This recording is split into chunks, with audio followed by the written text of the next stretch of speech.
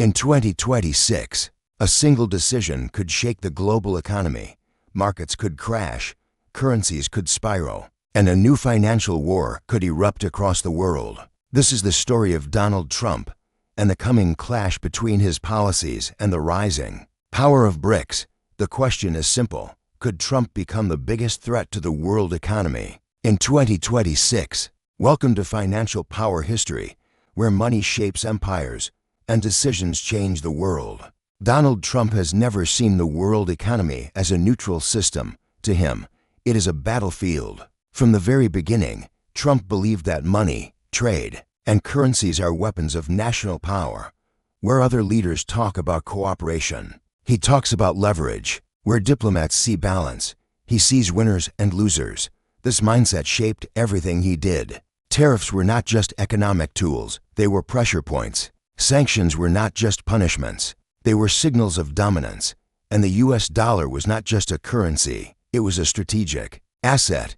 Trump understood something very clearly: whoever controls trade rules controls growth. Whoever controls payment systems controls governments. And whoever controls the world's reserve currency controls the global system itself. During his earlier presidency, he used this power aggressively.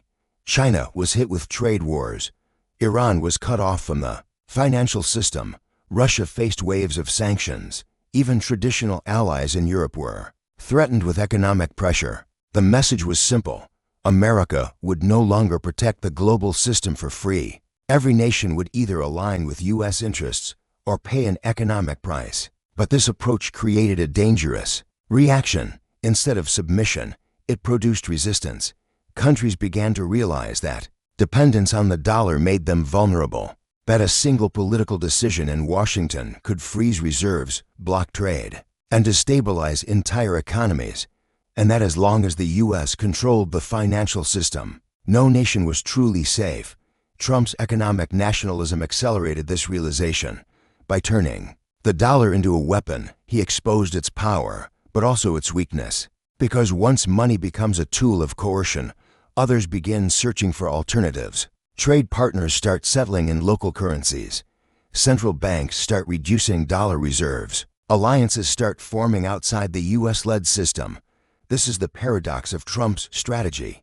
In trying to strengthen American dominance, he may have pushed the world to prepare for a future without it. And if he returns to power in 2026 with the same confrontational approach, stronger tariffs, harsher sanctions, deeper financial pressure, the global reaction could be even more severe. Not just political tension, but a structural shift in how the world trades, saves, and settles its debts.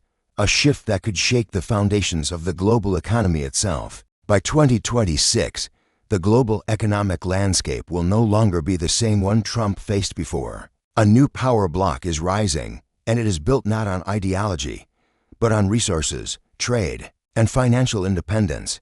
BRICS, China, Russia, India, Brazil, South Africa, and a growing circle of partners now represent a massive share of the world's population, energy supply, industrial production, and raw materials. More importantly, they share one strategic goal: reducing dependence on the US-led financial system.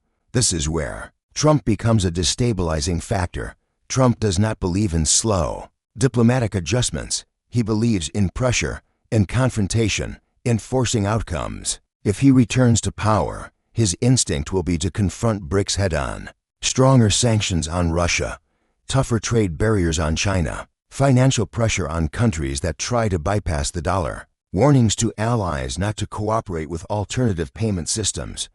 But the world of 2026 will be more prepared than the world of 2018. China will have deeper trade networks across Asia, Africa, and the Middle East. Russia will be more integrated into non-Western financial channels. Energy producers will have more options for settlement outside the dollar. And central banks will hold more gold, fewer US bonds, and more diversified reserves. This means Trump's traditional economic weapons may not work the same way. Sanctions could lose impact. Tariffs could accelerate fragmentation. Financial pressure could push even neutral countries to seek shelter in alternative systems. Instead of isolating rivals, the strategy could unify them. A Trump-led escalation might harden the resolve of BRICS nations to finalize their parallel structures, their own payment networks, their own trade corridors, their own reserve mechanisms, and that is where the risk multiplies, because a direct economic confrontation between the United States and a bloc that controls major energy flows, manufacturing capacity, and population centers would not remain local. It would ripple through currency markets, energy prices, global supply chains, stock exchanges, sovereign debt markets. The clash would not be fought with troops. It would be fought with interest rates, exchange rates, sanctions, tariffs, and capital flows, a financial battlefield. And in such a confrontation, the stability of the global economy would depend not on cooperation, but on how far each side is willing to go to defend its monetary and strategic position. If Trump returns to power, the world may not just see a continuation of past policies, but an escalation, a trade war 2.0. In his earlier term, tariffs were used as bargaining tools. In 2026, they could become instruments of economic containment. China would again be the primary target, not only for trade imbalances, but for technological dominance, supply chain control, and currency influence. But this time, the battlefield would be wider. Europe could be pressured to align fully with U.S. trade rules. Emerging markets could be forced to choose sides, and multinational corporations could find themselves trapped between competing economic blocs. Global supply chains, already fragile, would face renewed disruption. Higher tariffs would raise production costs. Export restrictions would create shortages. Currency volatility would increase uncertainty for investors and governments alike. Capital would become more cautious. Stock markets would react to every announcement. Bond yields would move on every threat of sanctions. Commodity prices would swing with every shift in policy. And in the background, a deeper question would emerge. Can a globalized economy survive a return to economic nationalism at the highest level? Trump's philosophy is simple: America first, even if the system fractures. But the global economy is interconnected. A tariff in Washington affects factories in Asia. A sanction on Moscow affects energy prices in Europe. A financial restriction on Beijing affects markets from Africa to Latin America. This is how localized decisions become global shocks. In 2026, with higher debt levels, tighter monetary conditions, and more fragile financial systems, the margin for error will be smaller. A sudden escalation could trigger sharp market corrections, currency devaluations, capital flight from vulnerable economies, rising inflation through supply disruptions. Trade war 2.0 would not just be about trade. It would be about confidence. Confidence in the stability of rules. Confidence in the predictability of policy. Confidence in the future of globalization itself. And once that confidence breaks, the world does not simply return to normal. It reorganizes along political lines, along currency lines, along strategic alliances. A fragmented global economy is not just less efficient. It is more volatile, more reactive, and far more vulnerable to crisis. At the center of this entire confrontation stands one symbol of American power: the U.S. dollar. For decades, it has been the world's reserve currency, the backbone of global trade, and the safe haven in times of crisis. But its dominance rests on one fragile foundation: trust. Trust in U.S. stability. Trust in predictable policy.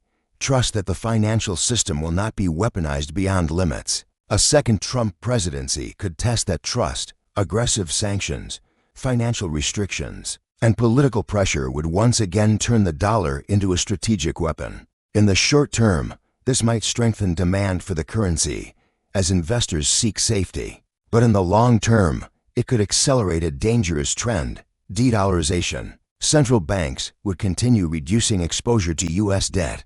Bilateral trade would increasingly be settled in local currencies. Gold and alternative reserve assets would gain strategic importance, and parallel payment systems would expand quietly but steadily. The result would not be an immediate collapse, but a gradual erosion. At the same time, the U.S. itself would face rising financial stress, higher interest rates to defend the dollar, higher debt servicing costs, greater pressure on fiscal stability, and growing dependence on foreign capital to fund deficits. Any loss of confidence could trigger volatility, a sudden fall in the dollar's exchange rate, sharp movements in bond markets, capital outflows from emerging economies, a global tightening of financial conditions. In such an environment, even small political signals could have outsized effects. A sanction announcement, a trade restriction, a threat to cut access to payment networks, each could send shockwaves through markets already on edge. This is the danger of a weaponized currency. It creates power, but it also creates fear. And fear encourages preparation. Preparation for alternatives, preparation for diversification, preparation for a future in which reliance on a single financial center becomes a strategic risk.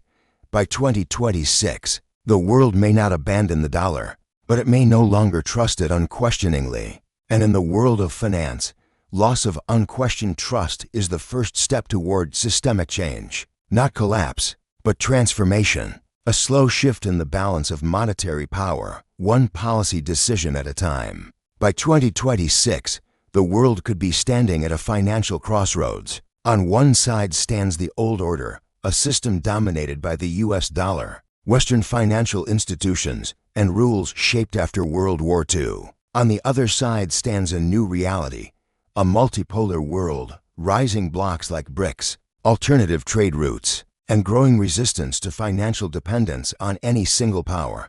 A second Trump presidency could act as the catalyst that forces this choice, not because Trump alone controls the system, but because his style accelerates confrontation, higher tariffs, harsher sanctions, more aggressive use of the dollar as a political weapon. Each move may seem tactical, but together, they could push the global economy toward structural realignment. The risk is not an instant crash, the risk is fragmentation, a world where trade flows along political alliances, where currencies compete for strategic relevance, where financial stability becomes a tool of power rather than a shared objective. In such a world, crises spread faster, markets react harder, and cooperation becomes more difficult. This is why 2026 may not just be another election year. It may be the moment when the future of the global financial order is decided. Whether the world remains centered on one dominant currency or moves toward a divided, competitive monetary system, and whether economic power continues to be stabilized by cooperation or reshaped by confrontation, the question is no longer whether the system will change, but how violently it will change. If you want to understand the forces shaping the future of money, power, and global conflict, subscribe to Financial Power History. Because in the world of finance, history doesn't repeat itself, it escalates.